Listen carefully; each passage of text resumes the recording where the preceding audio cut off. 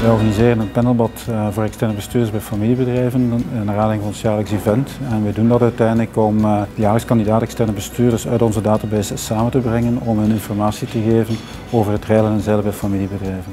Sinds dit jaar hebben wij ook externe in onze raad van bestuur, vandaar dat ik hier eens kan horen welke tips en tricks dat er zijn.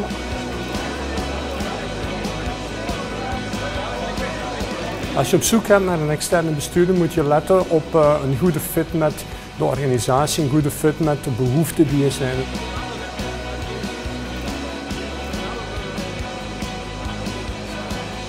De belangrijkste meerwaarde van een externe bestuurder volgens mij is dat je CEO en je management een veel betere rapportering gaat brengen. Er moet een match zijn met de persoon.